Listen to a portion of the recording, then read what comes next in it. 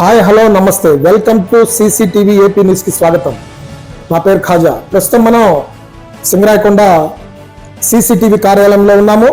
అయితే ఈరోజు మన పాత సింగరాయకొండ లక్ష్మీ నరసింహస్వామి ఇనాం భూములకు సంబంధించి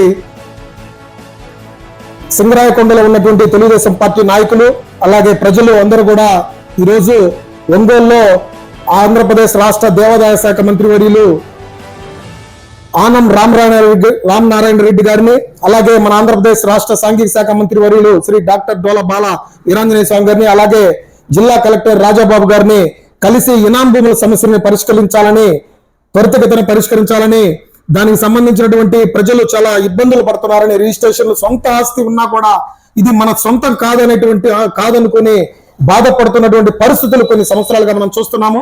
దానికి ఈ రోజు నాయకులు చొరవ తీసుకొని మన దేవాదాయ శాఖ మంత్రి వర్యులు శ్రీ ఆనం రామనారాయణ రెడ్డి గారిని కలిసి వినతి పత్రం అందించారు. అలాగే మన డాక్టర్ డోల బాల వీరాంజనేయ స్వామి గారి సమక్షంలో ఈ వినతి పత్రం అందజేయడం జరిగింది. దానికి మంత్రి గారు సానుకూలంగా స్పందించి త్వరితగతిన ఈ సమస్యని పరిష్కరిస్తామని చెప్పడం జరిగింది. ఈ కార్యక్రమంలో సింగరాయకొండ తెలుగుదేశం పార్టీ నాయకులు శ్రీ కోనపరెడ్డి సుబ్బారావు గారు అలాగే తదితర తెలుగుదేశం పార్టీ నాయకులు పాల్గొన్నారు.